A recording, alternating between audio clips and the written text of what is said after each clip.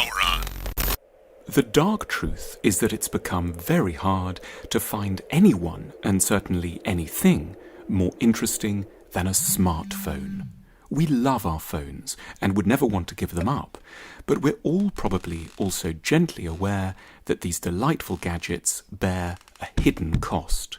To say that we are addicted to our phones is not merely to point out that we use them a lot, it signals a darker notion, that we use them to keep our own selves at bay.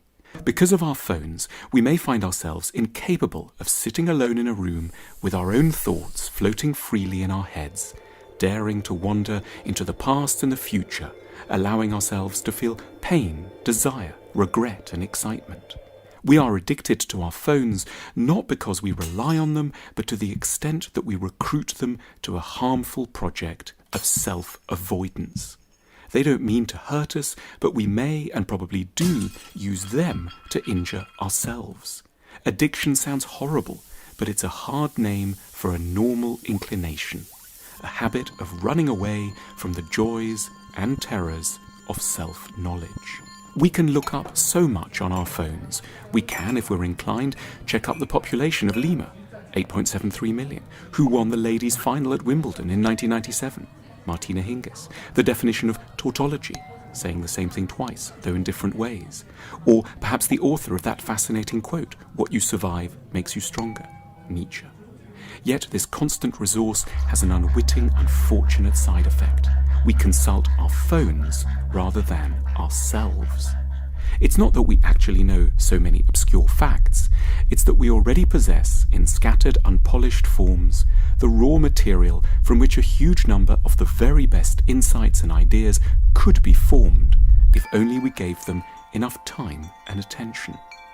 Almost since the beginning of time, we have prized the opportunity to get away from reminders of humanity and to immerse ourselves in nature. We've wanted to gaze on the grey indifference of the ocean or the bright, incalculable immensity of the starry sky.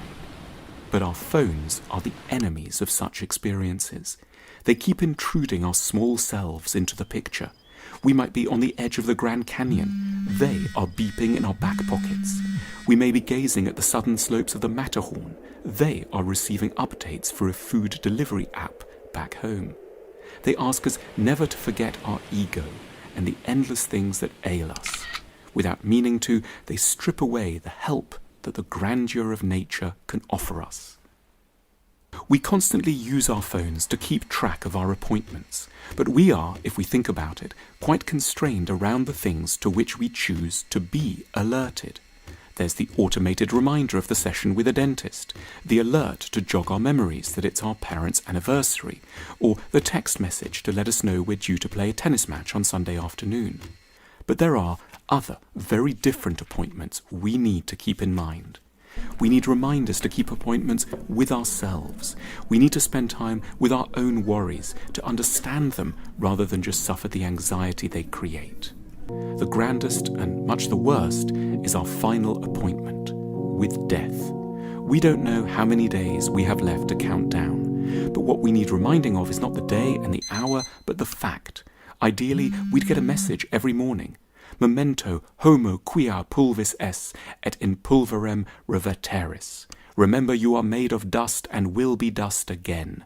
Our phones seem amazingly sophisticated, small miracles of compressed practical science working hand in hand with advanced capitalism. We think so highly of them because we compare them to the past, rather than to the possibilities of the future. They are so much more advanced than any device we could have possessed 20 or 40 years ago. Yet our phones are almost unbearably primitive in comparison with what, ideally, the long future will bring. We are still so far from inventing the technology we really require for us to flourish. Capitalism has delivered only on the simplest of our needs. We can summon up the street map of Lyon, but not a diagram of what our partner is really thinking and feeling. The phone will help us follow 15 news outlets, but not help us to know when we've spent more than enough time doing so. It emphatically refuses to distinguish between the most profound needs of our soul and a passing fancy. In the utopia, our phones will be wiser than we are. They will be kind and not merely subservient. They will know how to edge us away from a stupid decision and how to summon up our better natures. We deserve pity for having been born in such primitive times.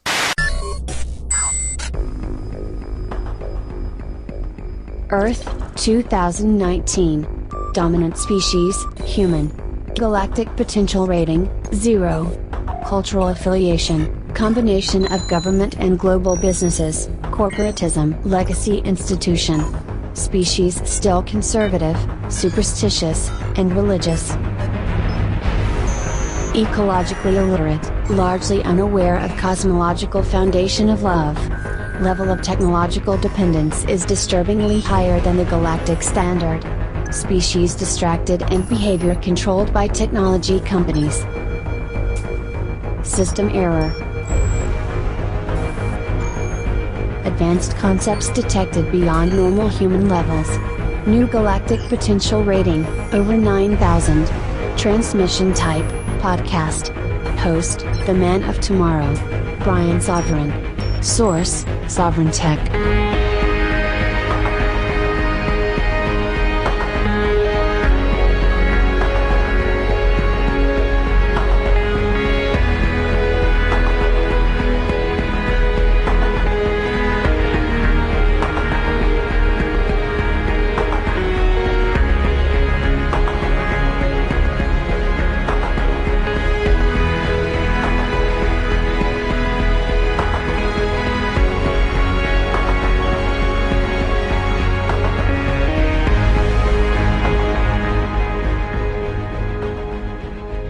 The best in the world is ready for this week's Sovryn Tech, the Golden Stallion, the Man of Tomorrow, Savzu, the Rated R radio star, the man who always wears triple black. Boy, I haven't said that one in a while. Actually, almost quadruple black now. I had to buy new glasses. Can you believe that action? Anyway, and they're black. The last pair I bought were, what do they call that? Like tortoise shell or whatever, or turtle shell. I was trying to look like Daniel Jackson again from Stargate, but anyway, no, not with these all black glasses. But regardless of that, of course, Shop Zenny. They're not a sponsor, but hey, if they ever wanted to be, please come on board, because anywhere where you can buy $8 glasses. I remember the first time I shopped from Zenny, and literally I bought $8 glasses because I just had to know. It's not that I couldn't afford more at the time, but I just had to know. It's like, what does an $8 pair of glasses look like, right?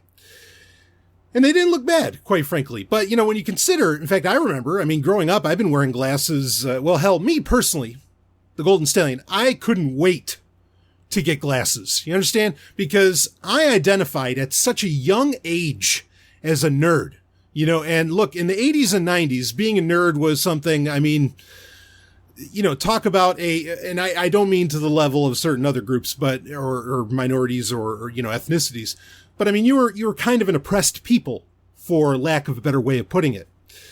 But I was damn proud of it, that I watched Star Trek, that I, all the things, Battlestar Galactica, you name it. And like the Revenge of the Nerds movies, those weren't movies. Those were gospels to me. You understand? And so I couldn't wait when I found out that it's so funny, right? Because you think, and especially now, I like wearing glasses. I think, ironically, I find glasses to be a sexier thing on people. Folks, we're going to get into a ton of tech news. We got a ton of great stuff to talk about, including things that reference the opening audio that we just played that have to do with smartphones. We're going to get into all that. Don't you worry. But we're just having a little conversation here at the beginning, because I know a lot of you are nerds too. That's why you're listening to Sovryn Tech. Anyway, I don't know what it is. Maybe it's because of my proclivity with, nerddom back in the day. That, I don't know, I just think people look sexier with glasses on, you know what I mean? But here's the thing. So I remember, when in fact, I was sitting, I guess it was at synagogue at the time, and looking up and I couldn't see the rabbi's face very clearly. And then I remember going and playing roller hockey, and I couldn't really, see, I don't know, some of the awards and signs and everything up there. And I remember telling my mother, it's like, I can't see these things that well. And I really couldn't. And then she basically said to me, she gave me what for many people, I guess would be grim news. Again, today, I kind of wish I wasn't relying upon glasses, but I probably should wear fake ones, frankly, just because I think they look so good, like I was saying. But anyway, but she gave me the grim news and she said, Brian, I think you're going to have to wear glasses. And I just remember going, Do I really? I get to wear glasses? Yeah, I was so excited. Fuck, I was so excited. And I got to pick out which glasses I wanted, but I remember them costing, even back then, and this would have been the early 90s, I guess. It was like 4th grade. And I remember that glasses then cost a good couple $100. I mean, these things were never cheap. It's insane just how cheap glasses are today. And anyway, there's a lot to say around that, but I just remember them being so fucking expensive. But boy, did I picked out the dorkiest pair, and I have the pictures. I picked out the dorkiest fucking pair of glasses, the thickest fucking rims I could find. I wanted to look like the biggest nerd. Oh, baby. I was all over it.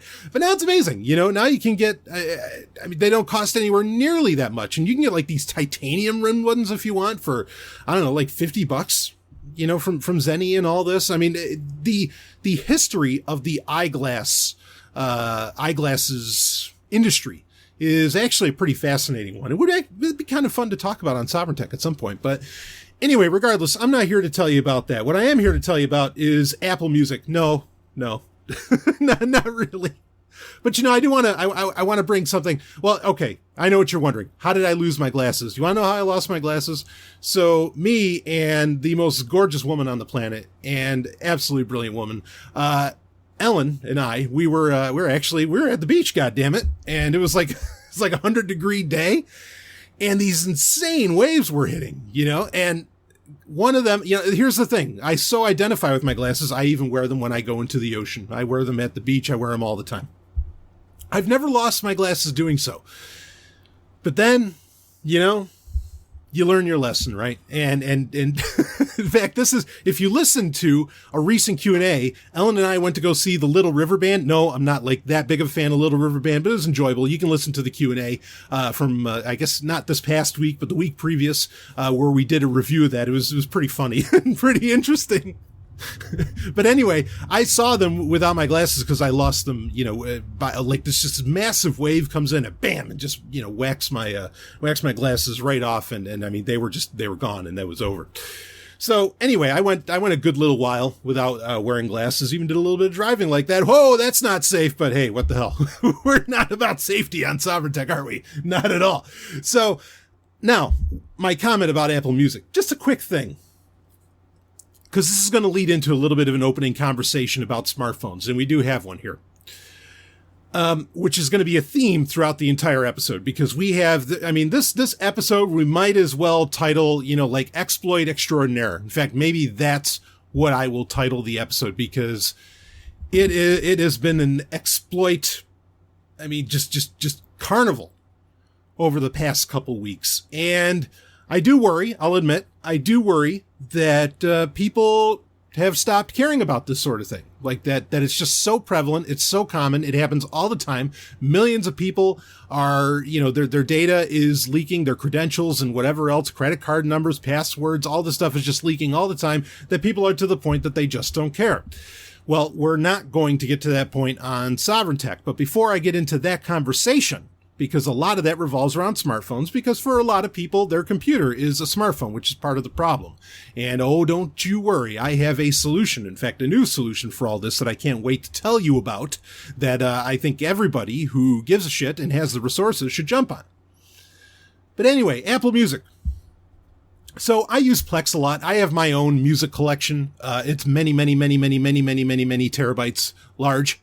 It is, just a massive millions of songs music collection that I have spent over a decade. And I'm not kidding. Well over a decade. We're looking on the order of some odd, almost 15 years now. In fact, it might be 20 years soon, where I'm going to fucking boast about that when that happens, of having a 20, and this will come up, I guess we'll say 2024, that I have a 20-year, I had spent 20 years building up a massive MP3 collection. And because I remember when I started doing so in 2004, I remember the first MP3 that was the first part of this new gigantic MP3 collection that I was going to create. And you can laugh if you want, but it was Bon Jovi. Now there's a band I do fucking love. But anyway, in fact, I did start my whole MP3 management and collection in iTunes of all things, which iTunes is basically dead now. And everything has separated into separate apps for Apple. Of course, you Apple users in my audience, you know what I'm talking about. Now you have Apple Podcasts, you have Apple Music, and, whatever, it breaks down from there. I don't think it's Apple Video, but whatever, it's part of Apple TV or something. But iTunes is no longer the central hub of all entertainment from Apple. Now they've separated it into different apps. Anyway, so Apple, I started that with iTunes, and recently, just, all of these music streaming services, which I hate them all. Again, I use my own MP3 collection. I'll stream it with Plex or some NAS software if necessary, or even, if you have a phone that can handle a pretty good sized micro SD card in it, like my Moto X4, I'll put a bunch of it onto, like 100, whatever I can max out the micro SD card to. I think I have a 128 gigabyte one in here right now. And I'll put a bunch of music just on there, and I'll use Power Amp for that, right on my Android phone. But anyway, I decided to try out Apple Music because, they give you like a free 3 months or something like that. And I'm not going to go beyond the 3 months. I'll tell you that right out of the gate. But I did test out Apple Music. And the main thing I wanted to do is because I remember years ago when iTunes finally got, it was like this, was it the Genius or something on the side? It was like iTunes Genius, and it was supposed to give you recommendations of other bands to listen to. Now I've honestly, it kind of worked back then. It kind of worked. And I remember finding a few interesting bands because of that. I think you're much better off if you're trying to find new music. The best thing you can actually do is really just find a band that you really like from whatever time frame you happen to care about. Like for me, I'm very much into 80s metal and hard rock. So you type in Rat or, whatever, take your pick. Or you could type in, something a little saucier, like Dream Theater, huge fan. And on Amazon, if you type that in there, Amazon will give suggestions at the bottom, and that is genuinely based off of, most of the time it is based off of customer data, not so much algorithms. Yeah, as in who bought what, because of that. And I've had much better luck with that over the years than I ever had with any other services or system as far as finding new music. Pandora did okay with that, but again, all of them have their limitations. But I was really feeling like I wanted to find some new music. And so I was like, all right, you know what? Whatever, we got this Apple Music thing. And I think I might have been having a little bit of trouble with Plex at the time at getting it to work with my VPN and all this. And so I was like, here we go. I'll try out Apple Music for 3 months. Let's see what happens. And so I try it. And I have found some new bands through it. I'll give it that much. But you know what I want to complain about as far as Apple Music goes? First off, the UI is fucking horrible. Or the UX and the UI. I mean, they're kind of one and the same, but it's bad. I can't even, there's points where I can't even go to album. And that kind of speaks to a certain thing that is a problem with music streaming services overall is, now I know that there's a lot of people who aren't, they just look for single songs. They are not album listeners. They are not album centric music connoisseurs, shall we say. I'm an album guy because I come from a time, actually I don't really come from that time. I happen to be born, but I was conscious more when singles were a bigger thing, and top 40 radio was a much bigger deal. But I am a fan of bands that were more part of AOR, album-oriented rock and all this. And so albums are a big deal to me. I like to look at a complete picture, a complete snapshot in time for a band, where they get different sounds and they experiment with a different sound throughout an entire album. Or if you're like me, you're a fan of, Queensryche, Dream Theater, even Judas Priest, a bunch of other bands who will here and there do what are known as, of course, as concept albums, where it is an entire album telling an entire story. And these are some of the greatest albums ever made. I mean, easily, you think Operation Mindcrime and, and other ones. Okay.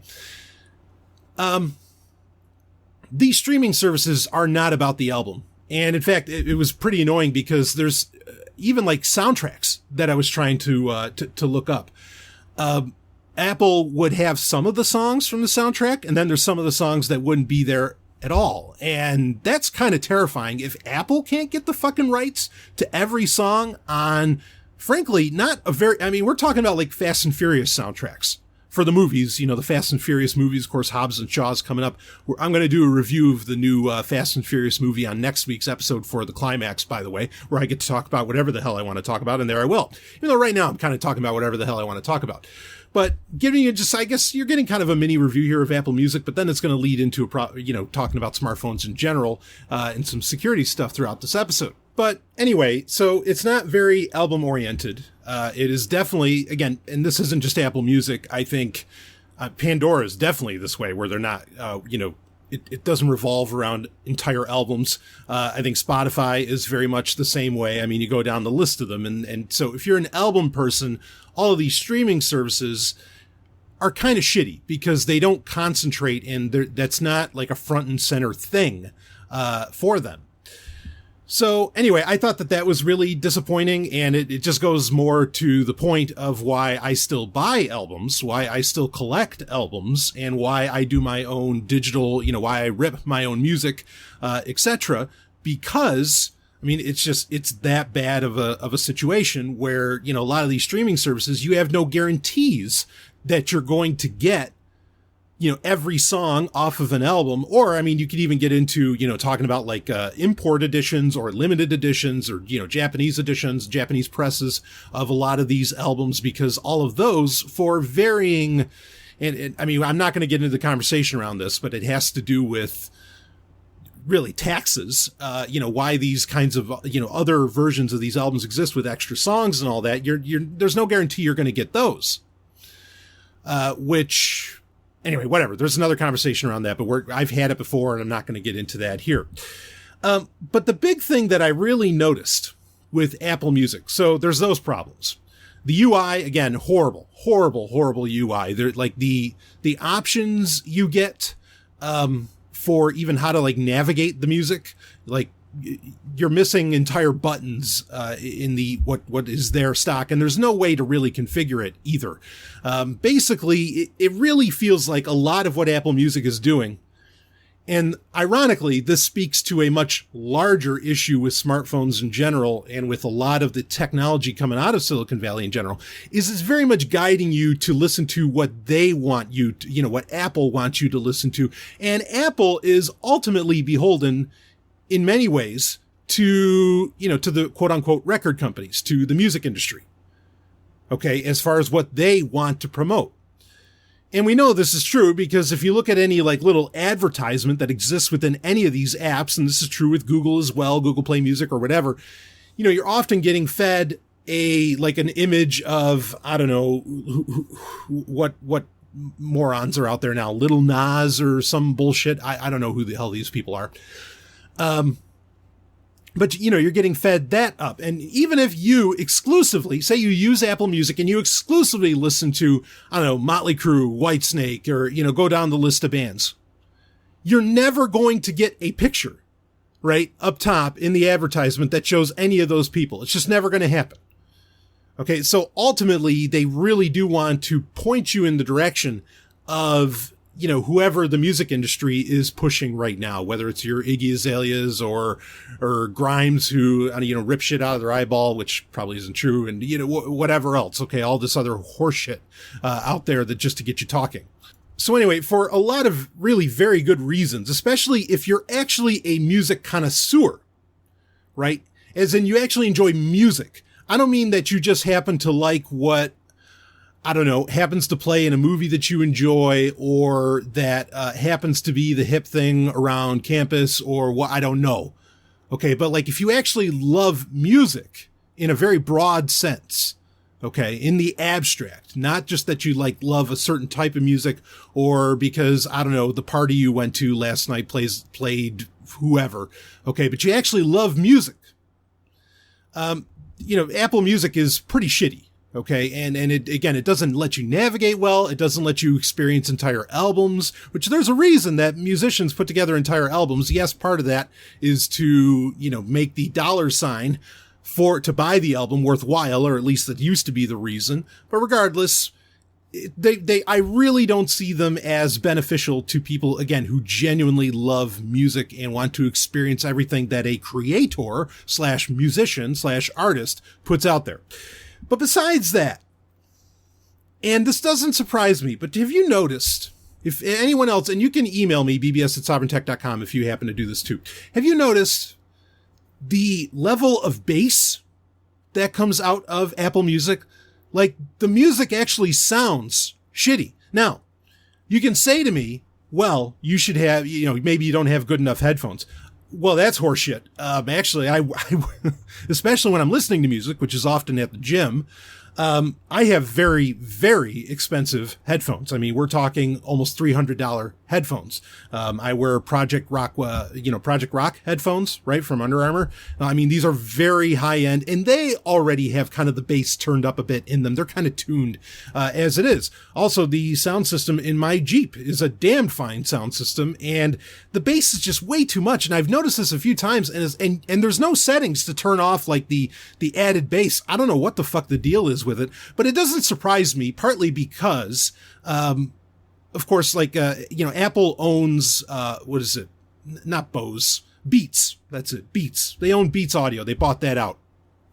And those headphones, which everybody thought sounded great. Of course, they didn't really sound great. They just thought, oh, well, this rapper's selling them, so I should buy them. Because, people generally, they don't think for themselves often enough, right? And so they just buy whatever, they just get into whatever gets schlepped off to them on whatever video happens to, be promoting whatever.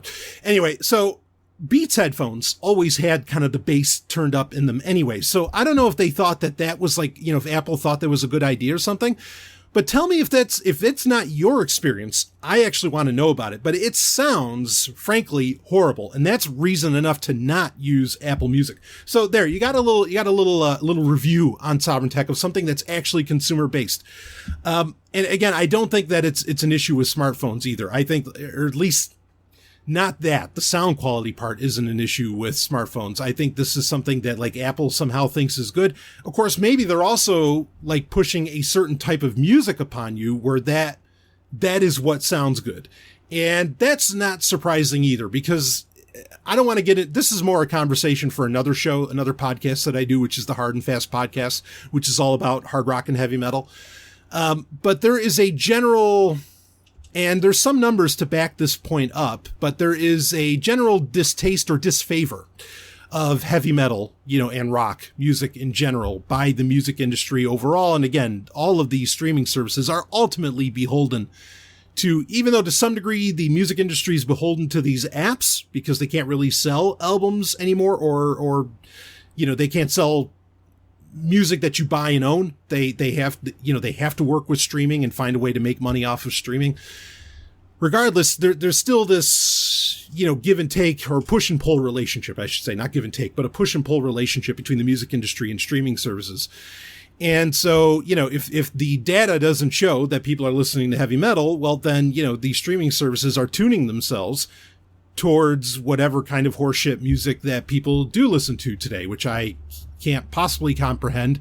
And actually, when I'm at the gym, of course, the gym plays like its own music and all this stuff, and I'm listening to it, and I don't know how anybody could work out to that stuff, for one.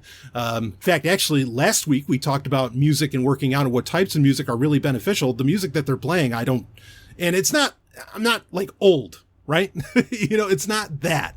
It's that this music is granted, like the gym is probably getting paid to some degree to put that out, like, because they're not playing the radio, they're playing a very specific station that they have. That's probably paid to them by the music industry and all that. It's all such a fucking mess. Bottom line, if, you don't get to really appreciate your art the way that you want to, and it all comes down to this stuff. Not a new point. That's something I've been talking about for some time on Sovereign Tech, but there you go. Don't use Apple Music, but maybe you should go so far. Perhaps you could say, well, okay, fine. So these streaming services suck. Maybe you agree with me on that. But, there's other things I need to use my smartphone for, blah, blah, blah. And sure, I understand. I have a smartphone too, obviously. But, you're like, yeah, well, it's great for a GPS, blah, blah, blah. It's great for this. And, how about those encrypted communications? I was listening. This is kind of getting into one of our lead points here. Again, we have a ton of stories to get into, and they're all going to lead to an overall point that I have to make about smartphones in general. Okay. So I was listening to my favorite podcast, which isn't my own show, even though I do listen back to my own show after I record it. But I was listening to my favorite podcast, which is Security Now with Steve Gibson. And it was a recent episode, just a couple episodes back. And this, of course, is coming out in July of 2019. But I think it was episode 722. And there was an overall conversation being had around the government wanting to put in backdoors into encryption. Now, obviously, we're completely against that whole concept, that whole notion on Sovryn Tech. We've talked about that many times over the years because that whole conversation has come up many times over the years. So I was listening to this podcast, of course, on my smartphone. In fact, quick side comment before we dive on that. If Audible, Amazon has their own streaming service, Amazon Music, which I actually think has a pretty good UI, especially compared to fucking Apple Music. I mean, their UI is a goddamn dream, if anything, just for the dark mode. But, among other things, including, well, I know that an Android phone running Apple Music can't have Siri in it, but, Alexa, fuck Alexa, but Alexa, of course, we talked about that last week when we had Ellen on. That was a good time. But, Alexa works very well in Amazon Music. I have reviewed that. I think that was actually on a Zomia 1 Underground Q&A, which if you want to become a member of Zomia 1 Underground, go to zomia1.com, look on the left-hand side, and you will find where you can sign up for that. And, anyway, you'll get thousands of hours of content if you do so. Regardless, I was thinking, if the Audible app would integrate Amazon Music and also have like a podcast feature where you could put in your own podcast feeds and everything. Like the Audible app would become the go-to app for all things audio very quickly. I'm kind of surprised they haven't done that. And I don't know it just seems like a no-brainer to do, but whatever. Anyway, not that I want Amazon taking over everything either. Regardless. So I was listening to, of course, I was using the Podbean app to listen to Security Now, but I was listening to Security Now, and this conversation starts around, encryption backdoors. And Steve Gibson goes the distance on this. Okay. And there's a larger point I'm going to get to, but I want to bring this up, and that is going to lead into our bigger conversations throughout this entire episode of Sovryn Tech. And I know we're already 25 minutes in. It's like, haven't we already had a big conversation? You didn't expect me to talk about Apple Music for 15 minutes, did you? Woo! Well, I did. Anyway, in episode 722, Security Now, in fact, I have the transcript here from Steve Gibson, and I'm going to read it to you. I could play the audio, but I'll just read the transcript. Well, you're going to see my point of what he said. And this is really, really interesting. He's talking about whether or not he would use, say, Signal or whatever, or Telegram or whatever to, communicate securely.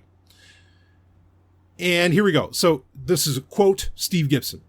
So, take the example I've been using for years, which remains true today, which is that unless users manually manage the encryption keys for the conversations themselves, like, for example, Threema encourages, okay, Stallion breaking in for a second, 2 points. Of course, he's talking about, encryption keys. That's like your private key that that you usually don't even think about if the bulk of the communication apps that you actually use. But say if like you're using PGP email, then you would be managing your own private key. And if you deleted it, like if something happened to your computer that held your private key and you didn't have it anywhere else, it would be lost and gone forever, which is why a lot of apps want to manage that key for you. But regardless of that, so he's talking about those kinds of keys. And then he's talking about Threema. Now, Threema is, I know a lot of different security researchers have recommended Threema. It is not open source, okay, which is the reason I don't use it. But then also there's the issue, there's not another issue with Threema, but Threema does do a lot of things right. And they have had a third-party independent audit of their code, but you got to kind of trust that, okay, which Steve Gibson will bring to bear here. But regardless, he's mentioning Threema. I don't recommend Threema, but he's bringing up a much larger point that I think is very worthwhile. So continuing on, it says, for example, Threema encourages, again, the management of keys, which is why if I had a conversation, and this is where it gets really important, which is why if I had a conversation where I absolutely have to have encryption or privacy, first of all, I wouldn't do it on a smartphone because it's just not safe. I mean, it isn't. The idea that we have encrypted end-to-end communications with a smartphone, that's an illusion. Stallion breaking in here. This is Steve Gibson, one of the most respected names in cybersecurity, in software, in the entire tech world, quite frankly. Okay, this is a guy who knows his shit as well as just about anybody can. Personal hero of mine, quite frankly, and he has been around. I want to read it again. If I had a conversation where I absolutely have to have encryption or privacy, first of all, I wouldn't do it on a smartphone because it's just not safe. I mean, it just isn't. The idea that we have encrypted end-to-end communications with a smartphone, that's an illusion. And he's going on, for all the reasons we've talked about on the podcast, but it makes people comfortable. So, okay, fine. Okay. He goes on. But unless you're managing the key yourself, then you are inherently trusting someone else because keys have to be managed. So if you're not doing it yourself, you're inherently trusting someone else to manage them for you. And if that other party is not worthy of your trust, then you have no actual security. Yes, you have the illusion of security, but not true security. And that's fine for most people. Apple manages our iMessage keys transparently for us behind our backs, which is exactly what most people want. They don't want to mess with all that. And Apple has made it very clear that they go to great lengths to protect us, and we believe them. We have every reason to believe them. Now, Leo Laporte, who co-hosts the show, he cuts in and says, we have no option but to believe them because they don't disclose anything. And Steve Gibson responds with, right. And of course, Leo then says, which is why I don't use Threema either. It's not open source. And that's what Leo says in response to Steve. Sure. And I would agree with Leo on this point. I don't always agree with Leo, but I agree with him on why not to use Threema. But I don't think we have every reason to trust Apple, for one. Okay. Now, I mean, I agree with Steve Gibson's overall point. Okay, I completely agree. The idea that we have, and I've hinted at this a bunch of times, because I've talked about, look, the Google Play Store alone is a rootkit. With iOS, you have no real reason to, in my opinion, you have no real reason to trust Apple whatsoever. Particularly, you could come up with the San Bernardino shooter, and a lot of people talk about that, and they say how, well, they weren't going to hand over the keys, these very keys, okay, that Steve Gibson's talking about. They weren't going to hand it over to the FBI and to the government. That's not true. Apple said we would have worked with you if you didn't fuck it up in the first place, because iOS has so many times where you try to, log into your phone, and then it just basically, sets the phone on fire, more or less. Okay. And the thing is that the government went to, they tried too many times. They fucked it up. And so Apple said basically they couldn't do anything. But it's not that they wouldn't, it's just that they couldn't. Okay. But they would work with the government. And because they would, I don't think that there's a reason to trust them as far as this goes. But this overall idea that on a smartphone, the idea that it is an illusion of security, it's something that I think makes a lot of people very uncomfortable. And that's why for most people, like Steve Gibson said, that's enough, to have that illusion. The illusion is enough for them. But it's a point that we have to really accept and deal with. Okay. And especially Sovryn Tech listeners who generally care about hardcore security and privacy. Okay. And encryption and all of this, is that the smartphone is never going to be the platform where you can have that, even what's remotely close to 100% privacy. It's just not going to happen there. That's not where this is going to be. And I have been saying this for years. Okay. Now, I mean, there's things that are better at security than others, right? Like Signal is better at encryption than Telegram. Yes. Okay. Do I still tell people go ahead and use Telegram? Sure. But I always caveat that with keep it in mind that their encryption might not be the best, and that there's a lot of parts of this that if you wanted serious security and privacy, that you really don't have control over with that app. But is it a great alternative to Facebook? Is it, would I rather people use that, especially like say in the blockchain space, right? Than have them use Facebook or even Twitter or something? Fuck yes, please do.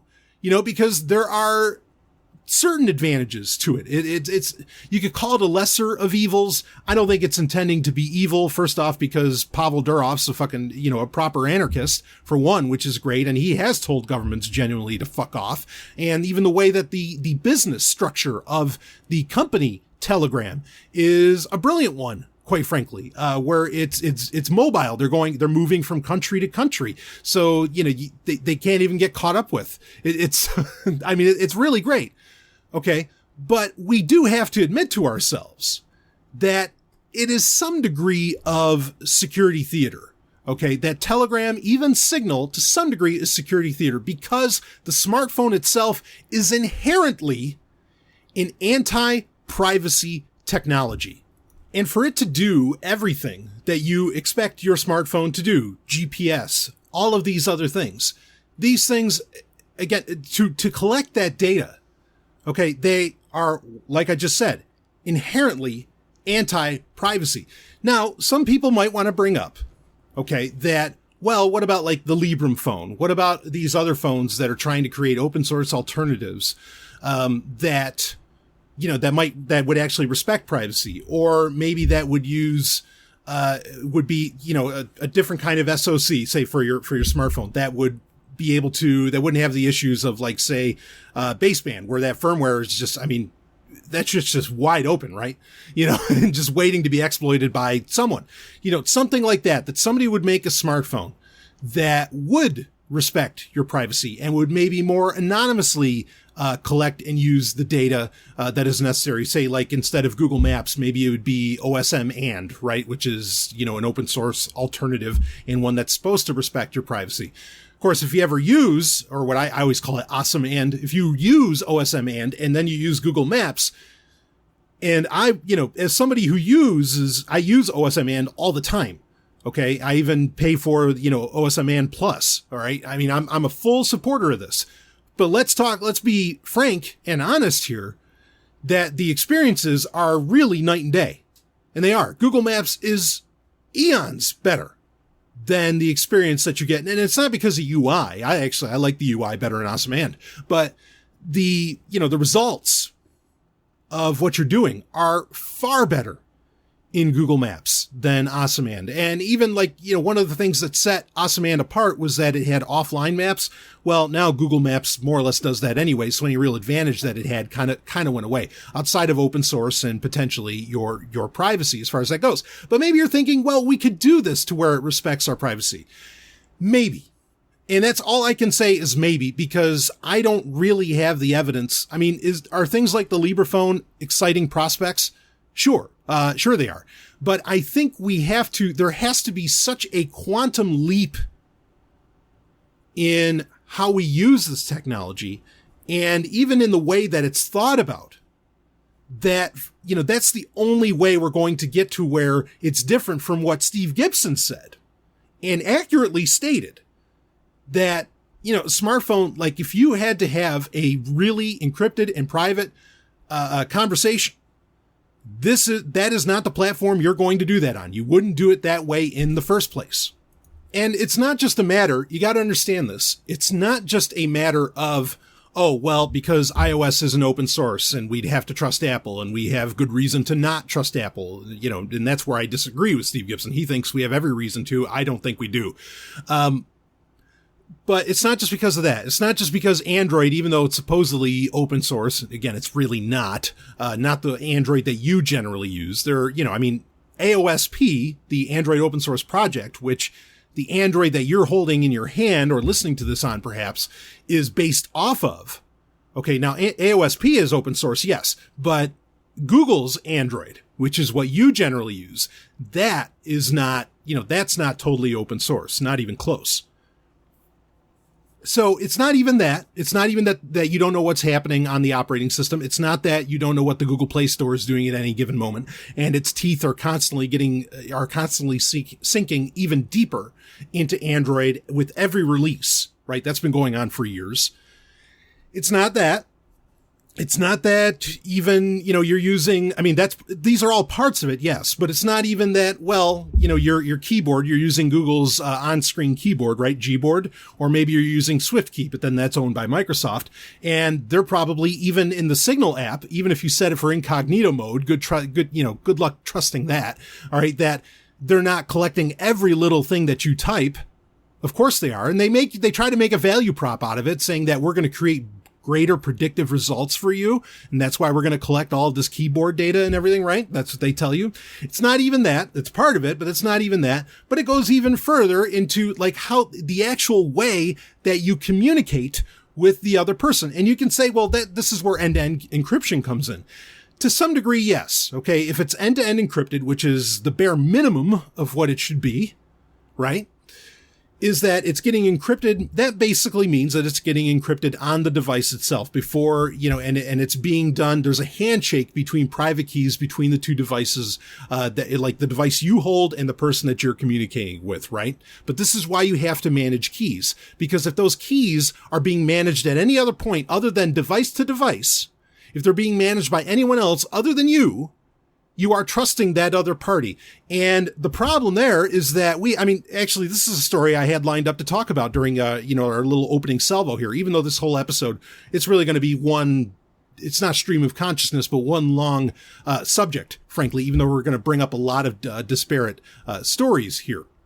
And actually, I'm kind of glad I waited to talk about it because now I think it's official that Dish Network, right? They are going to, so Sprint and T-Mobile, they've been talking about a merger for a very long time, for years now. And we've covered it a few times over the years.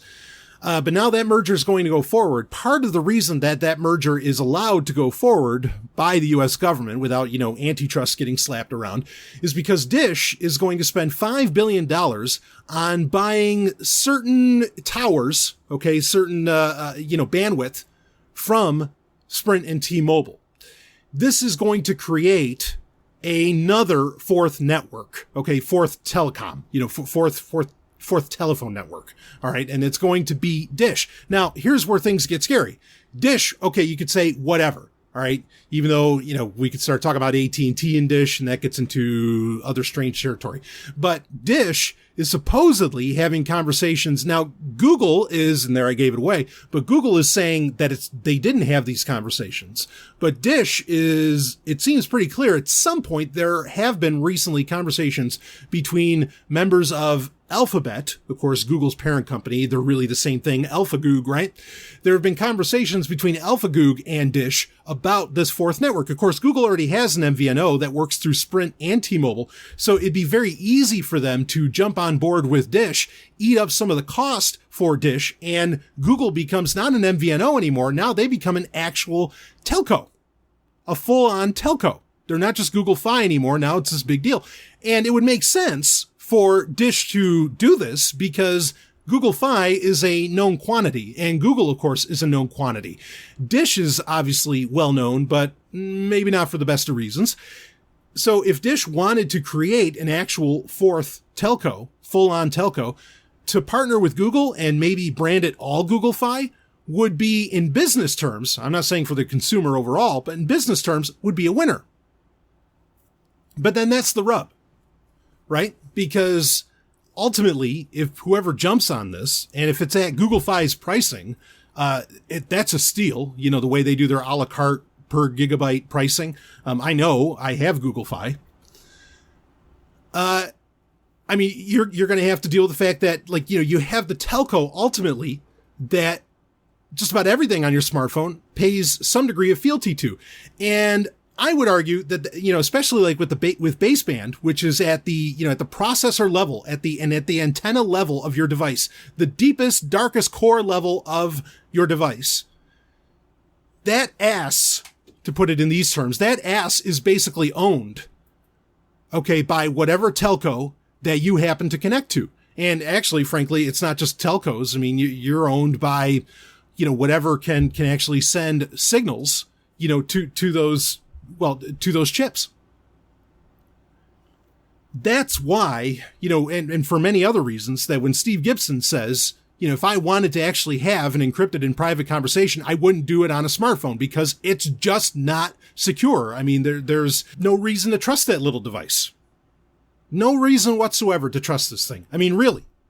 It is a block of sensors in your pocket, and you pretty much don't control any of them. And don't tell me about phones that have like little hardware switches on them that you think are hardware when really they're probably just soft switches. They don't actually cut off the Bluetooth. They don't cut off the Wi-Fi.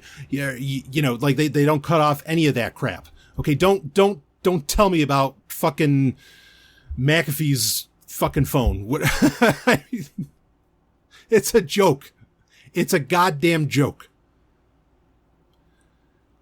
Point being, this is not a secure platform, and any security researcher, myself included, worth their salt, would tell you as much, that it's not. And, if you want to accept the level of privacy that you have, you can say fine. If you can say to yourself, well, privacy in general might just be an illusion today because of the surveillance society that we live under. Fine. You want to make that kind of claim? Go ahead. I don't necessarily believe that. I mean, I do, as I've said many times. If the NSA is targeting you, you're fucked. You're fucked. If you have the full-on weight of the government in a targeted fashion going after you, yeah, I think your privacy is pretty much screwed. But if you're not, shall we say, at large, okay, and I mean that in a lot of ways. If you're not at large, then I think you do have some genuine options. Just let's be clear here. The smartphone is not one of them, and it never will be. But, part of what I wanted to get into with the whole like baseband firmware, just the way that smartphones in general operate. Okay. The entire way that the telcos function gets in the way of how, of the possibility of encryption and privacy with these devices. It just does. That's the reality.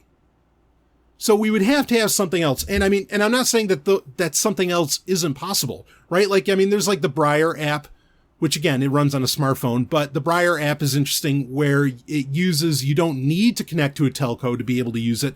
There have been other apps in the past. Remember like FireChat. There was a lot of these different ones that don't, like, what was that, Open Garden that they made, where there were some very interesting options where you could have, granted, you wouldn't be able to talk to somebody all the way around the world. But you could have different ways of connecting that didn't include the telcos. And that's the direction you'd have to look before anything like a smartphone could become an actual player as far as having real privacy and encryption. But that's how far you'd have to go. You have to rethink the way that smartphones even communicate with each other before a smartphone could actually be at that level. Okay, otherwise, it is exactly what Steve Gibson said. It's an illusion. It is an illusion of security. Now, is that enough for most people? Yeah, it probably is. I mean, and most people, again, they don't think about it to this level. They don't think about the inherent problems just on the way that the technology itself is designed. They don't go that far. Now, do we have a solution for this? What's the alternative? So if Steve Gibson says, and if the Golden Stallion says, if Brian Sovryn says smartphones are inherently, they are not secure. You are not going to get genuine encryption, privacy, etc. on them. What is the option? What would Steve Gibson use? What would the Golden Stallion use? Well, I do have an alternative to get to. But before I get into that, let me tell you about some, maybe, of course, I'm like a W class celebrity, something like that. So I guess, what expectations do I have of privacy? But maybe, you want some degree of privacy because, I don't know, maybe you need, or maybe you want to, well, here, I'm going to tell you about a Sovryn Tech sponsor, just so nobody gets confused. Maybe you want, to have a really, really great time in the bedroom, baby. You know what I'm talking about? I'm talking about Blue Chew, Sovryn Tech sponsor here, folks. Now, maybe you need some, things aren't getting as hot and heavy and as hard, shall we say, as quickly as you wanted in the bedroom or as quickly as it used to in the bedroom. Well, Blue Chew is here to help you out. That's blue, like the color blue, because it's the blue pill. It has the same active ingredients as Viagra and Cialis, so you know it works. even if it's not a matter of you need the performance boost, but maybe you just want the performance boost, which I tell you, I want the performance boost, baby. And does it? Give it to me. That is Blue Chew. You go to BLUE chew.com. Now I want you to use the code TECH though, and you're going to get your first order free. You're just going to pay $5 for shipping. Okay. Again, if you want to have that hot time in the bedroom, you want that thing getting hard and ready, baby. You know what I'm talking about. Okay. And I mean, if you don't want to be private about it, go ahead. You can tell me how Blue Chew worked for you, because I'm telling you, it works for me. Talk about a performance enhancement. Holy hell. BlueChew.com. Again, that's BLUE Chew.com. Use that code TECH. Get your first order free. And again, you only have to pay $5 for shipping. I cannot thank Blue Chew enough for sponsoring Sovryn Tech. Anyway, let's get back to what we were talking about, because Blue Chew is a solution for the bedroom.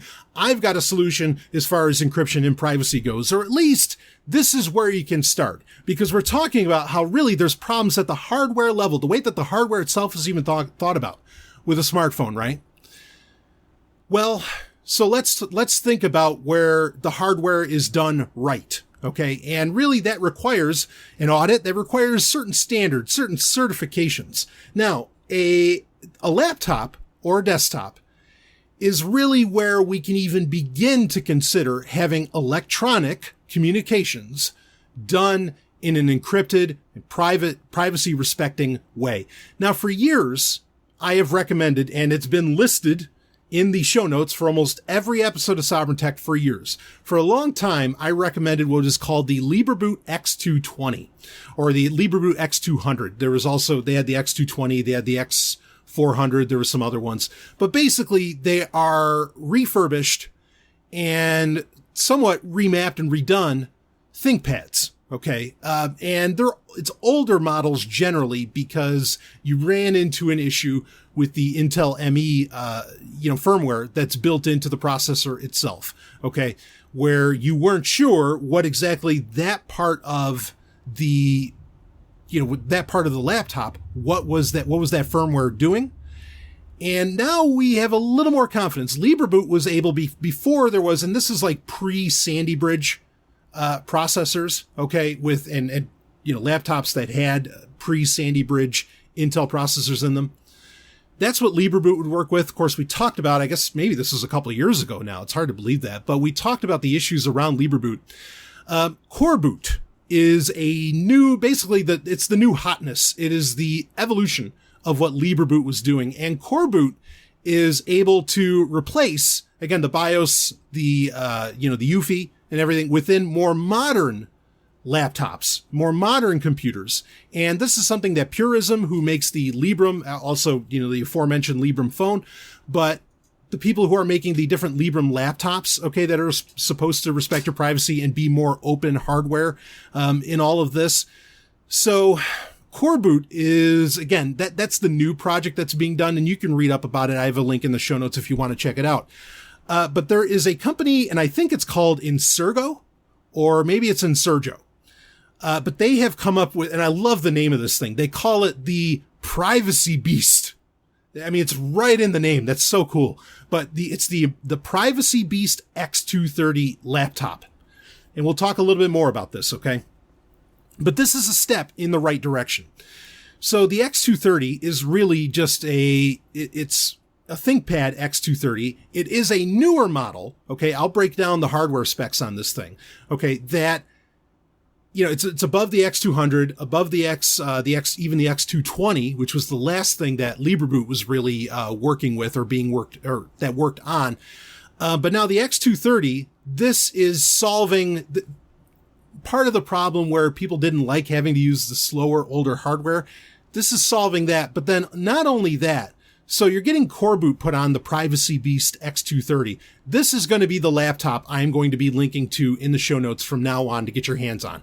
Okay. If you want to talk about serious privacy and encryption and serious security on a computing device, this for me right now is going to be really the gold standard, or I like to joke around, call it the Bitcoin standard, because I think Bitcoin's more valuable than gold. But anyway, this is the Bitcoin standard. All right.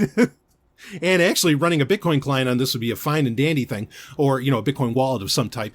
But this comes with built in, when you buy it from Insurgo, if I got that wrong, I apologize. When you buy the Privacy Beast, it comes with CubesOS pre-installed. Now, of course, the LibreBoot X220 or LibreBoot X200 came with Triskel pre-installed, which that was certified by the Free Software Foundation. Okay, that had your Respect Your Freedom certification, right? CubesOS is now getting into where they are certifying their own hardware to run CubesOS. And CubesOS, I have mentioned, I am a big fan of. Between Tails and CubesOS, those are really, like, as far as having actual privacy and security, those are the operating systems that I have been recommending for many years now, to keep looking at. And CubesOS, of course, is a Linux operating system that basically runs everything in every app that you can think of, every piece of software that you use within the operating system, it is running it in its own sandbox. So that way it's not interacting with anything else in the operating system. This comes with a lot of advantages. Of course, other operating systems are really now taking their cue, no pun intended, from CubesOS in a very real way. CubesOS, it's up to version 4.0. It has gotten progressively faster. One of its original problems, and why a lot of people weren't jumping on it in the past, is because everything is running basically in its own sandbox. Okay, almost in its own little operating system. Because of that, it didn't run the fastest. And actually, CubesOS, I tested out on a LibreBoot X200 years ago. And that was, I'm not a person who needs things to happen right away. I am okay with a computer being a little slow, or with software and an operating system being a little slow, especially if I'm doing something important, because it's good. I mean, something running slow can be an advantage just in that it gives you time to think about what's happening, right? Friction gives you the opportunity to ruminate over what you're doing. And when it comes to things that maybe you'd want to do on CubesOS or maybe even Tails, I dare say that's a feature, not a bug. The fact that it gives you time to think about it. But it was, even for me, it tested my patience. Okay. And I'm not knocking CubesOS. I think it's wonderful. But on older hardware, that would kind of be, that could be an issue. Okay.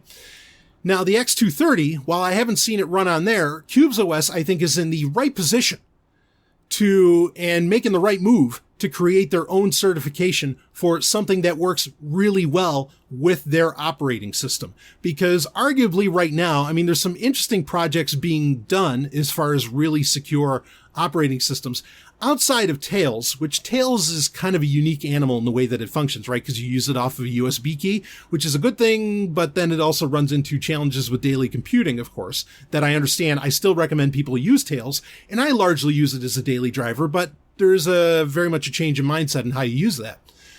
CubesOS, trying to become this hyper-secure, or not trying, it is, this very secure, hyper-secure operating system, for them to need to step into incentivizing hardware that can match the security that their software is offering, that their operating system is offering, is a very good thing. Okay, this is, in some ways, this is becoming the Apple, talking about Apple earlier, this is the Apple of, security and privacy. Okay, where you're getting the great hardware and the really great operating system, and software. So they are getting into the game of Cubes certified hardware. Okay, and here I'm actually going to read from the cubes-os.org website about what Cube certified hardware means, and then we'll talk about the Privacy Beast a little bit more. So, because this is the solution to the entire problem that we've been talking about throughout this episode. So here we go. What is Cube certified hardware? Cube certified hardware is hardware that has been certified by the Cubes developers as compatible with CubesOS. Beginning with Cubes 4.0, in order to achieve certification, the hardware must satisfy a rigorous set of requirements, and the vendor must commit to offering customers the very same configuration, same motherboard, same screen even. And, people don't, let me stop on that. Well, or let me finish that. No, I want to get back to the screen. Same BIOS version, same Wi-Fi module, etc. for at least 1 year. Now, why is the screen important? Here's the rub. Okay. Your screen resolution, that in and of itself can give away a lot about you, because a website records or can record how it's like, what resolution is it being seen at? And that can tell something about the computer that you're using. That's why the screen is like, you wouldn't think that that's a big deal. Actually, screen is a very big deal. Like if you got a laptop that say only did, 13 whatever by 768, right? Let's say you had a 720p screen, but then you buy another device and that has a 1080p screen. Those two, those two metrics, okay, that can tell two very different things about your computer, what the computer is, who you are, when you bought it, the whole, go down the list. If you ever use Tails OS, if you ever maximize the Tor browser in Tails OS, it's interesting that Tails will give you a warning that says, we recommend you keep, and it does, it opens not as a full screen app. Okay. It doesn't open as a full screen browser window when you open Tor, the Tor browser in Tails. And the Tor browser, or, Tails will warn you. It says, if you have this open to your full screen, this is going to give away certain data about you to a website. And that can fuck with your privacy, is basically what it's saying. And it's true. People don't even think about, do you see how deep this has to go for you to, and you could say that, well, fuck, I don't want to worry about it. I don't want to go that far. That's your choice. But the choice should also be there for people who do give a shit about their privacy and security. So I love it that Tails brings up that warning. You're not going to get that warning much of anywhere else, but that's why CubesOS is so hard on about the fact that if you want this hardware certified, everything has to match up to what you told us and to what we gave the certification to. You cannot just suddenly, Insurgo cannot just suddenly go, or maybe it's Insurgo, like Insurgent, but they can't just go out there and say, okay, wow, we just gave you a free 1080p, upgrade. I mean, I know there's companies that do that, like the Pinebook, which is another interesting piece of hardware to buy that we talked about last week, the Pinebook Pro. But like the original Pinebook, which I have one, originally that came with a 720p screen. Then they give you a free upgrade to a 1080p screen. If Insurgo did that, they would effectively lose, or should lose, their CubesOS certification, or they're going to have to get the 1080p model recertified. You see my point? But even something as simple as that is so important because it tells so much about your device. And that's something where, especially with a smartphone, where the screen is that's the way you interact with the device entirely, right down to the keyboard. That's where there's a problem of, that screen is telling something about what device you're using, and that can help identify you, right? So anyway, let's go on. Let's read on more with this. Cubes certified laptops in particular are regularly tested by the Cubes developers to ensure compatibility with all of Cubes' features. The developers test all new major versions and updates to ensure that no regressions are introduced. It is important to note, however, that Cubes hardware certification certifies only that a particular hardware configuration is supported by Cubes. The CubesOS project takes no responsibility for any manufacturing or shipping processes, nor can we control whether physical hardware is modified en route to the user. Now, we know about this, that literally the NSA and whatever alphabet soup organization for the government will actually intercept packages, potentially put something onto some kind of exploit onto your computer or device that you bought, and then you're owned. I mean, and that can be a real problem. However, part of Cubes' certification, hardware certification, is to try and stop that, right? That's what's called an evil maid attack, right? Where, an evil maid attack could potentially even get past, like hard disk encryption. I mean, that's a very real problem with evil maid attacks. But they try to address this. Actually, it's right in the first line here. So what does CubesOS think about the Insurgo Privacy Beast X230?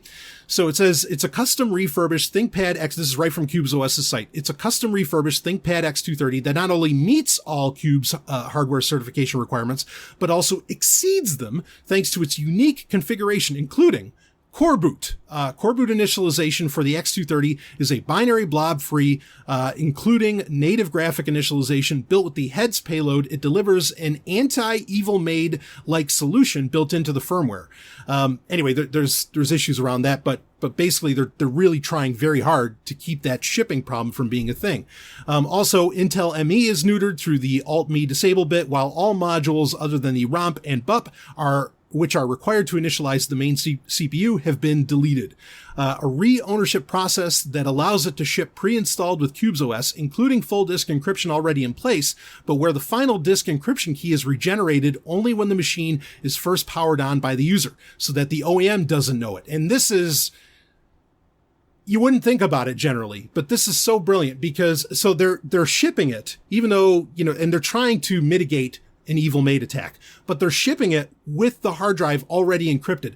But the final key of that encryption isn't set in stone until it gets to you, the end user who bought it, and then you set that up. But the hard drive is already encrypted, basically. I mean, this is brilliant. This is the level of paranoia that you need if you want actual end-to-end encrypted communications of any kind. You're not going to do it with a smartphone, but you might be able to pull it off with this. Again, I grant you that's a big might, but it's a might. So let's talk a little bit about the actual specs for this device, because anyway, Insurgo, and you can buy this anywhere. What does this thing cost? I know that's probably what a million people are already thinking. You're going to pay for this, shall we say, privilege. It's $1,500. Actually, it's closer to $1,600. It's $1,581. Is that worth it? You got to ask yourself that question, whether or not it's worth it. That's for you to decide. Okay. Is it, more cost effective for somebody to just have a, USB key handy that, that has tails on it, and maybe they could just use some random computer somewhere else and try to be anonymous that way? Yeah, for other people, maybe that's the best way to go. But this is the direction that ultimately, I think if there's going to be any community or movement or anything like that that wants genuine privacy, security, real encryption, all of that, away from whatever authoritarian, and that doesn't just mean government, but from any authoritarian body, this is where things should go. This is where things need to go. This is the direction people need to look at. But let's break down a little bit of the hardware specs here, for the privacy beast. God, I love that name. The privacy beast X230. Here we go. It's Intel Core i7. It's 3rd gen, which were 8th gen going into the 9th gen. So that gives you some degree on age, but it's a dual core. That's good. I mean, that's a lot better than what you get with like the X200 or even the X220. That's a fine processor, quite frankly. Then it has 16 gig of DDR3 memory. Okay, that's great. 256 gig solid state drive. I don't think they sell upgrades for that, but you could do that for yourself. And I think the X230 actually can take a full on 2.5 inch, if you wanted like a standard, classic hard drive, with the glass platter and everything inside of it, not a solid state drive.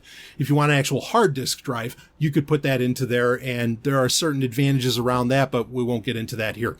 Anyway, so solid state drive, fine, 256 gig, that's pretty good. Trusted module platform TPM version 1.1. Okay, it has a 12.5 inch IPS screen, and it's a 720p screen. It's the 1366 by 768. That's one where, admittedly, if you wanted to do some degree of multitasking, I'm not so concerned about the smallness of the screen.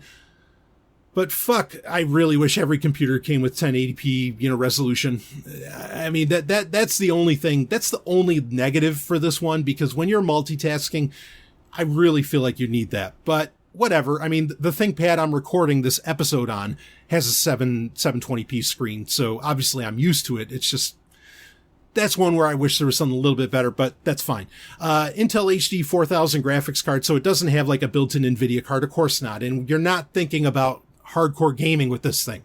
Okay, this is purpose-built for privacy, security, and all this. That comes with some degree of trade-offs, right? That's certainly an older, onboard graphics chip, or graphics processor, but whatever. Actually, I mean, it's not even its own processor, right? I mean, it's shared with the Northbridge. So, anyway, it has a webcam built into it, easy enough to solve. Webcams are those things you don't have to tear out, because you really can just put the tape over it, right? Or put the privacy sticker over it, and away you go. It does have 2 USB 3.0 ports, and it has one USB 2.0 port. Okay, great. 3 USB ports, that works. No USB-C on this. Sure, of course there isn't. I mean, it's an older computer, but it's not old enough. It's not too old where I think you'd run into a lot of the slowness problems.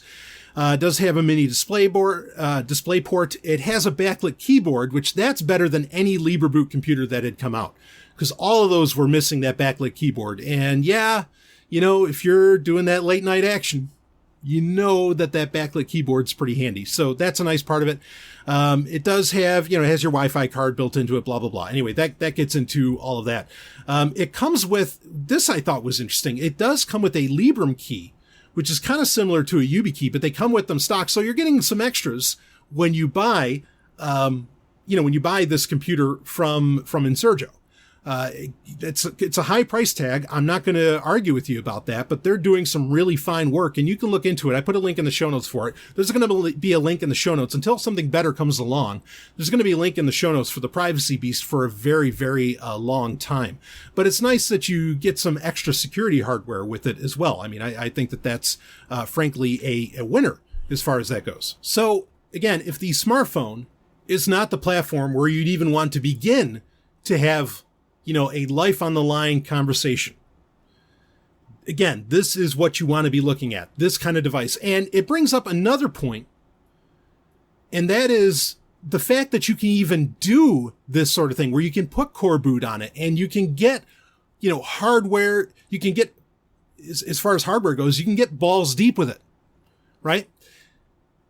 You're never going to be able to do that with a smartphone. You're just not, just by the nature. I mean, like the fine work that you would have to do. And I don't mean fine as in good. I mean, fine as in like detailed, really precision work that you'd have to do. I mean, it just doesn't make sense on something that small.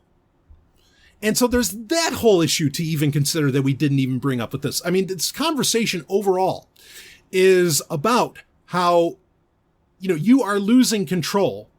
You are losing the potential to have, again, privacy, security, and a lot of this other stuff when you start offloading everything to your smartphone. Now, I mean, let's be clear here. Steve Gibson has brought this point up that he doesn't mind. Like, he gets it. He understands, and he deals with the trade-off that a smartphone, that comes with a smartphone with the conveniences that come along with it. And I've talked about those as well on various Q&As on Zomia 1 Underground content, like the convenience that comes with a smartphone and what all of this lack of privacy and collection of data points by third parties and metadata, what that allows for. It's very attractive, and you're like, holy shit, wow, this is really so great. But it is a trade-off. And I know you're saying, Stallion, you've been saying this shit for years. Yeah, but we need to go over it again. In fact, something I heard in another podcast, or what I saw in a title of another podcast, was it said like newbie episode or beginners episode. And sometimes I think we need that with Sovryn Tech, where we've been having these conversations for so long, for so many years, that for somebody to come on new, it can be a little confusing. And so I don't know if I'm going to like start labeling things newbie episode, but maybe I'll do something like that where, look, this is a revisiting of this conversation, and then we can start, then we can dive deep again. Okay. But this leads to, we need to really, there's every part of the smartphone that needs to be questioned. As far as if you care about privacy and security, that it just does not allow for that. As to where the Privacy Beast X230, that's looking in the right direction, because you can, at the very least, you can get it to at that hardware level. And thankfully, because of the open nature of it, the OS and the software can take advantage of that openness, and through that openness, achieve actual privacy and security, or at least give it the best possible fucking try. So you got to keep all this in mind. Anyway, I'll be right back with some more Sovryn Tech. We'll take a quick break here, and we've got another story to get into that all wraps, that leads into all of this. I'll be right back with more.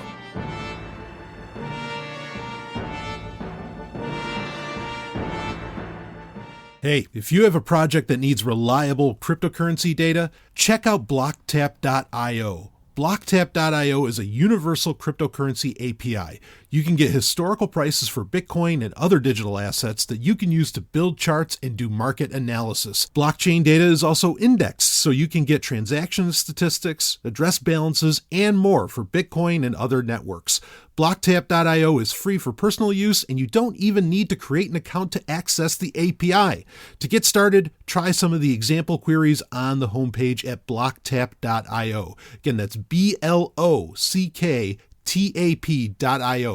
blocktap.io, and we thank them for sponsoring Sovryn Tech. Woo! Let's get back to the show.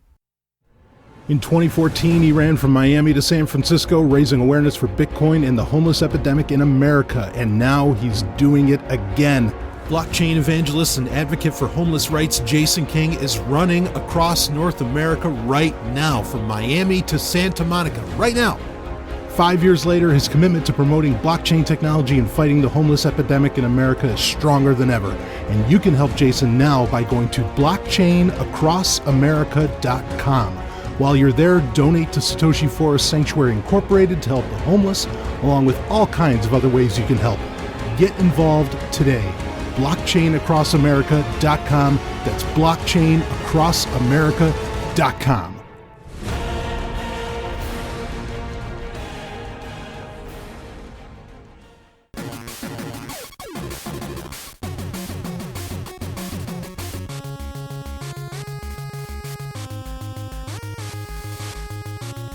HackSec.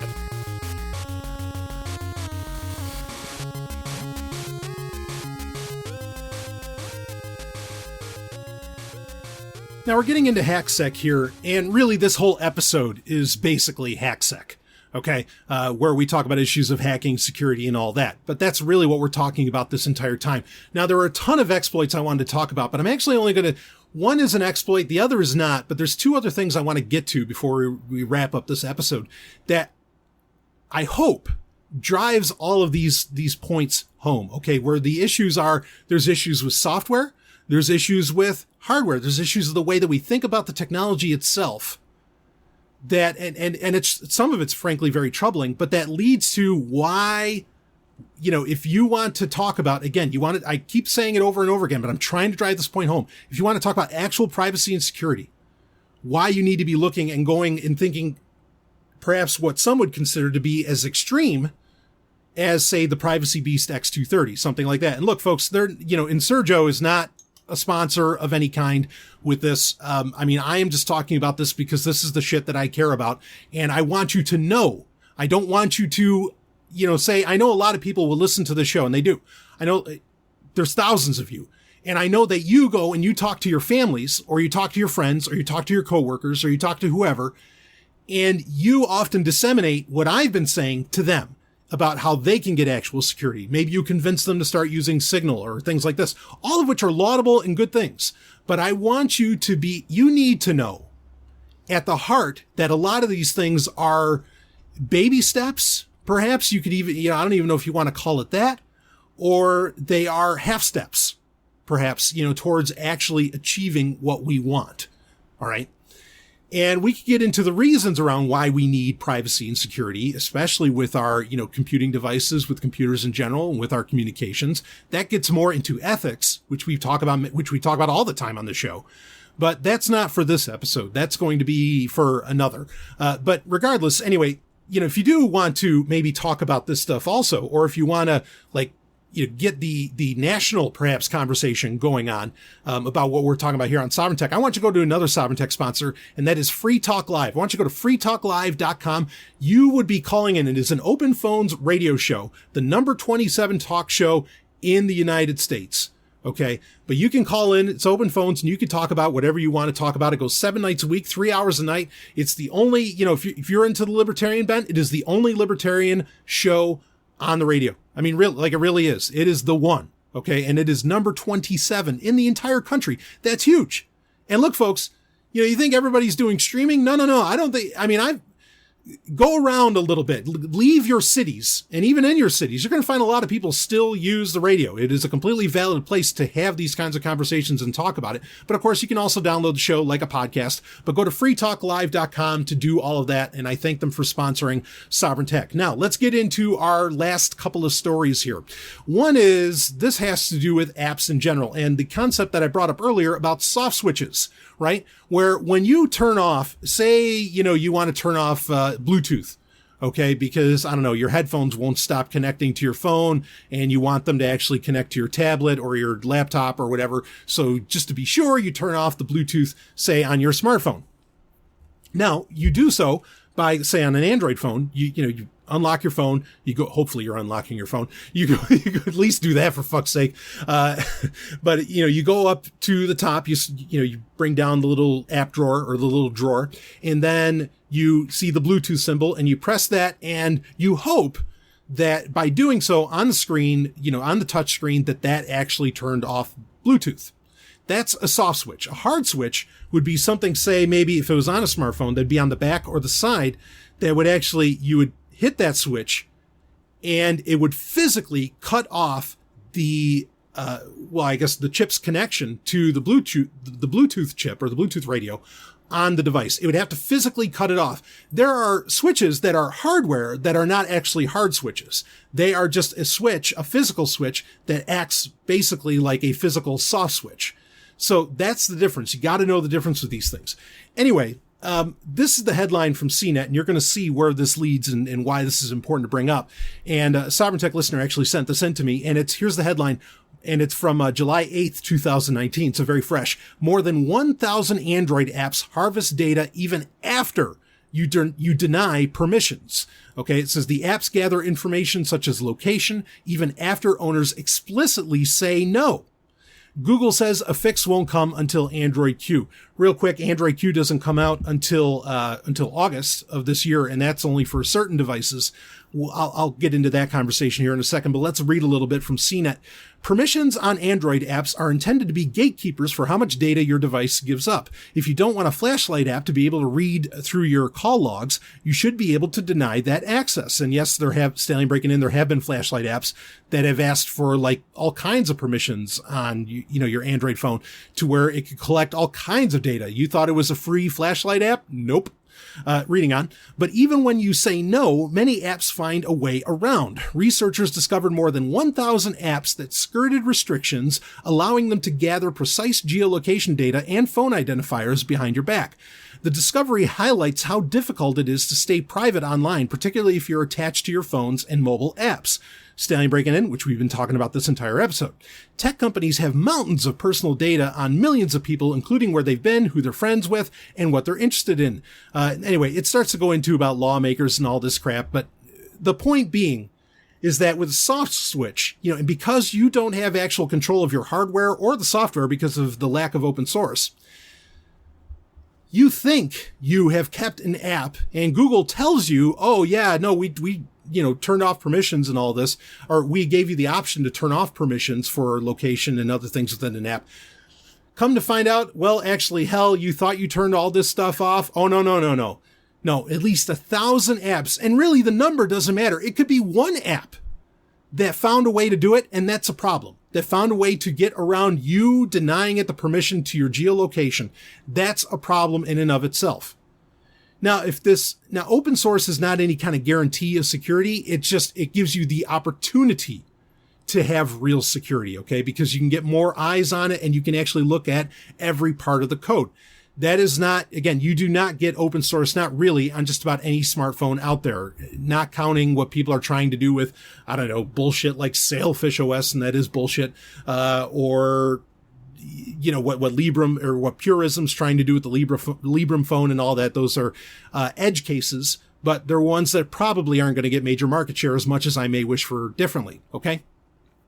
So anyway, this highlights the problem of soft switches. This highlights the problem of not being able to get full access to the code of various apps and the operating system itself. Okay. So this is, you think you're turning this stuff off, but you're not. And that, it really does point at why you need to look at that smartphone and say inherently, it cannot respect my privacy. It can't. That's what you have to accept with this. Now, Google says, sure, we're going to bring out a fix with Android Q, and good for them. I mean, they have done a good job of upping the security game on Android phones. In fact, really, like the Cube's certified hardware program that we mentioned before the break, that is really its own version of Android One, but it's Android One for the paranoid, right? Where Android One phones, which if you're going to buy an Android phone, I've recommended buying Android One phones, or, if you know how to do Lineage OS, awesome. I know about it. Okay, go ahead, rock that. But Android One is great because it gives you over so many years it gives you somewhat of a guarantee that you're going to get the latest version of Android for a couple years, okay, on your phone, which I'm hoping my Moto X4 gets Android Q. Part of the reason I bought the Moto X4 was because there were major smartphone exploits that couldn't be fixed, except for in Android 9.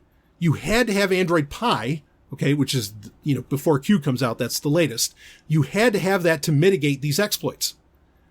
So, fuck yeah, I was going to jump on top of that, but Android 1 also gives you security updates for, 3 years after that you're going to get them on the regular. And actually, I was concerned that my Moto X4 wasn't getting the latest security updates for a couple months. But I did just get literally yesterday, as of this recording, I did finally get up to the July update. So I got June and July at the same time. I like to get those updates as quickly as I can. It's nice to get the July update within the month of July. Often Motorola has released them like the month after.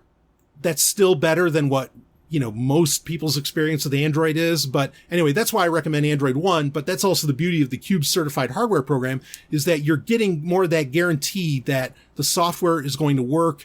You're not going to run into security issues between the software or, the operating system and the hardware. That's the right way to go. Hopefully, again, I get Android Q, because this is bullshit that's going to happen. And in fact, they won't even fix it, I guess, unless on anything other than Android Q, which is why you want to keep up with the latest operating system, say, on your smartphone. But then ultimately keep in mind that your smartphone is inherently not a secure device. It's just not. And that's why you want to be thinking about, I can say it, Steve Gibson can say it, go down the list of security researchers that can say it. We're going to tell you that. At the end of the day, can you have a little more of that security with the laptop? Sure. But then again, I know everybody wants to say, well, hey, but maybe if we did things right with a smartphone, we could have a smartphone that, respected privacy and security and things like this.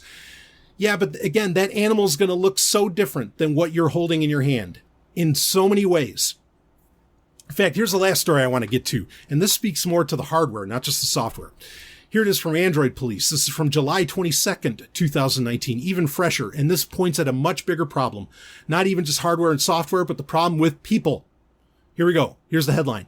Google is stopping people in the street. This is Google, the company. Google is stopping people in the street to buy their face data, possibly for Pixel 4's Face ID. Let's read the story, but you can kind of get where this is going, I think, already. If you're working on any kind of software that utilizes facial recognition, a secure Face ID camera system for a phone is just one example that comes to mind. You need a good, which Stallion Breaking In is similar to like what Apple has, right, with Face ID, where you can unlock your phone with your face. Of course, phones have had that for a while. They just haven't been, like Android phones have had that for a long time, but they're not the most secure implementation. Anyway, continuing. You need a good amount of data in order to train the AI that powers it. Google isn't exactly new to the data collection game, but you might be surprised to learn that it's been doing so via such an old-fashioned method. As reported by ZDNet, Google employees have been observed stopping passersby in the street and asking if they can have their faces. More specifically, if they can take photos of their faces to use the data. A friend of the writer, Chris Matsichik, I think I got that right, quoted the Googler saying something along the lines of, quote, "Hi, I work for Google." Now, Stallion Breaking In. If somebody walked up to me and started saying that right there, I mean, I wouldn't walk, I'd run. I don't care what you're doing, what you want. If you're saying you're from Google, see you later, right? Because nothing good can come from that. In my opinion, nothing good can come from that. Actually, I wouldn't. It's an asshole thing to do, but I would probably fuck with the person pretty hard. I would probably mess with their head so bad. Anyway, all right, but let's read on with the story. Quote. So a person walks up to you. Here we go. "Hi, I work for Google and we're collecting data." Gee, no shit. Isn't that what you do, Google? Anyway, sorry. Reading on. "We're collecting data to improve the next generation of facial recognition phone unlocking." End quote. He was then, this is going on the story, he was then tasked with holding a phone in selfie mode in front of his face and moving it around to analyze every feature of his appearance before being offered, get this. So, all right, let's be clear here. So this is probably a technology, like a Face ID technology, that's supposed to be very secure, that's going to get implemented into the, the next Pixel phone from Google. Okay, makes sense, sure. You would think, for your privacy, like your face, like maybe the ultimate of identifiers between you and another human being. What do you suppose, like, that kind of thing would be worth, right? You think it'd be worth quite a bit. Yeah, all right, fine. You can take a scan of my face. In fact, I know, here's a great example. So there's a toy company. I think they ended up getting bought out. I don't know if they're still out there. But in the 90s, there was a toy company called Jakks Pacific. Okay, and they made, in the 90s, they made wrestling toys for WWE.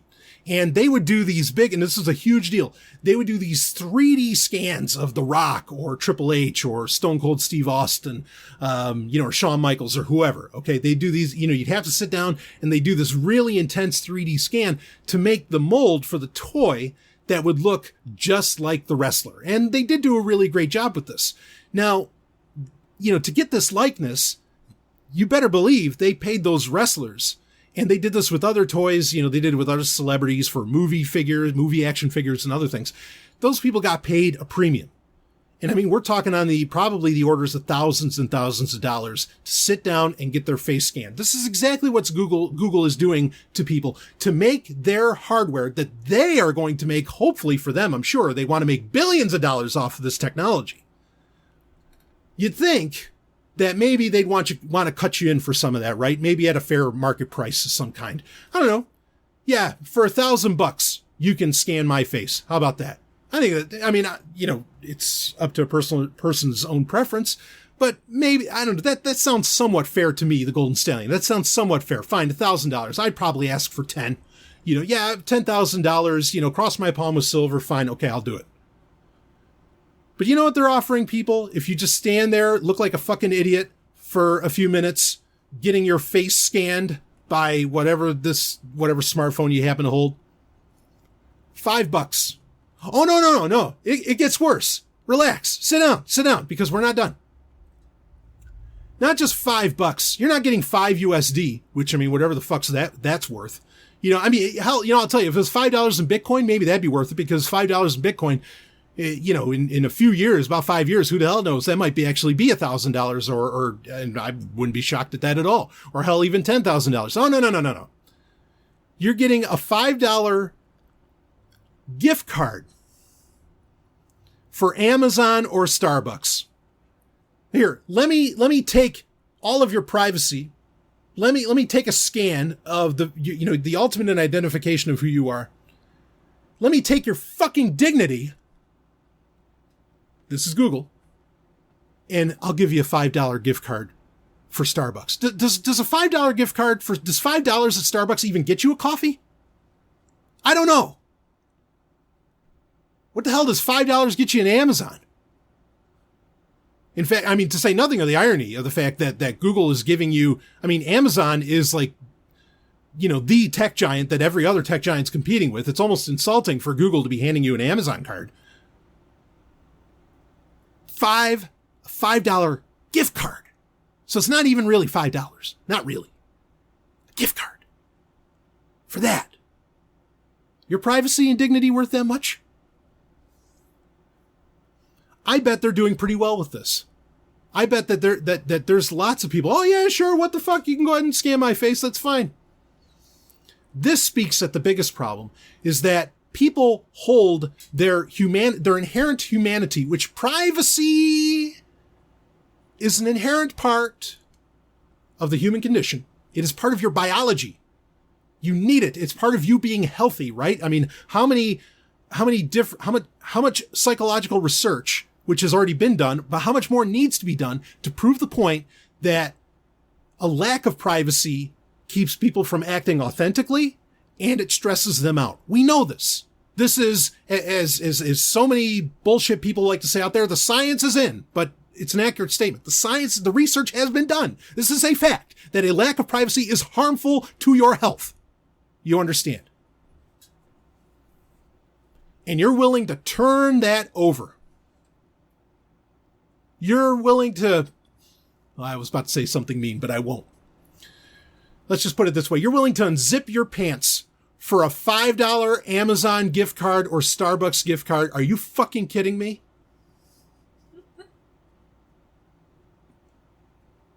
Yeah, I bet a smartphone is good enough encryption for you people, because beyond all logic, or even beyond all emotion, beyond all possible feeling that any human could have, you are willing to hand over who you are for a $5 gift card.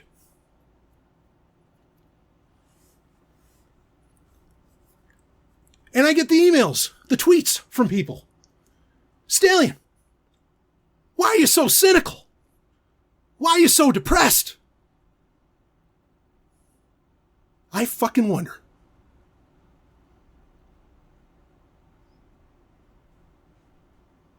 Why even bother? Why even say, why don't I call it, what is it, Janet over at Cubes OS? Why don't I give her a call?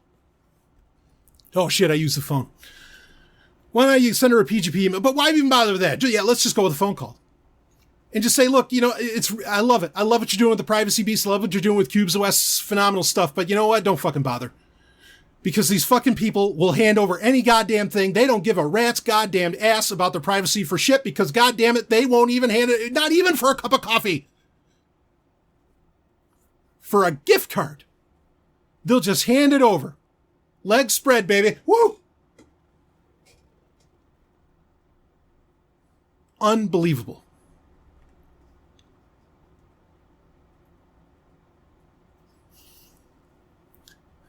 And I'm going to be honest with you, I don't even know where to go from that. You read this, and it's working. I guarantee people are doing this. When what should be heavy, everybody always, I've been hearing this for years, for so goddamn long. Well, Stallion, you complain, you don't come up with solutions. Okay, well, I've been complaining about the smartphone this whole goddamn episode. I gave you a solution. Okay, the Privacy Beast X230. I'm complaining about this. Here's the solution. Don't just say, well, sure, Google, can I have take my DNA. Can I get both gift cards? Instead of that, I don't know, we have this universal hand signal. In fact, it's become an emoji. Where on our hands, if you have them, on our hands, we can just raise one finger. The middle one. Hell, if you got both hands, do two. Put it right in that Google worker's face. And say, how about this? How about I give you remember what was the Matrix, or the Neo in the Matrix? It's how about I give you the finger? That's what he say. I love that. He says, so that sounds like a pretty good deal. How about I give you the finger and you give me my phone call, right? How about you do this when you see that Google worker and they're asking you, because I know some of you are in Silicon Valley, proper, and some of you are in cities where I'm sure Google's pulling this bullshit as well. You just, go ahead, give them both fingers, both middle fingers, and just say, get the fuck out of my face. Make it abundantly clear, because, sometimes I think Google's a little hard of hearing. Sometimes people in general can be a little hard of hearing, so you got to make it absolutely clear that you do not appreciate, you do not enjoy what they are wanting from you. They don't have a right to it, that you are worth more than a Starbucks gift card or an Amazon gift card of any fucking value. You tell them that. And if you want to be really saucy, and I suggest you do so, be really saucy, and you tell them, I told you to do it. Because maybe they say, well, I'm just doing my job here or whatever. Well, I'm just doing what the Golden Stallion said. You tell them I sent you, goddammit. Let them come to me. Oh, Google, give me a call. Give me a call. Because we'll have a good time. Don't sell yourselves so cheap. You're a fucking human being. Act like it. And respect yourself. You are not the servant of these goddamn companies. You do not exist to hand over your face to make their AI better. Fuck their AI. Fuck their phones. If that message wasn't abundantly clear enough throughout this entire episode. And that's what I've got this week. Baby, you want to get more action like this? You want to get more audio? You want to get more of me talking trash? Let me tell you. In fact, you won't just get me. You can get all kinds of people talking trash. You go to Zomia1.com, you get your hookup. In fact, if you become a member of the Zomia 1 Underground, you get thousands of hours of all this kind of madness, baby. And I love bringing the madness to you. But we're going to wrap it up for this week. I think that's a fine note to end on. Go ahead, give them those fingers, baby. I'll see you next week on Sovryn Tech. Woo! See you on the other side. You just experienced Sovryn Tech. Go to sovryntech.com, that's SOVRYN tech.com, and connect with us there. Find links from today's show and catch our podcast feed. Sovryn Tech is copy heart. Copying art is an act of love, and love is not subject to law. So please share the show however you like. Welcome to the evolution.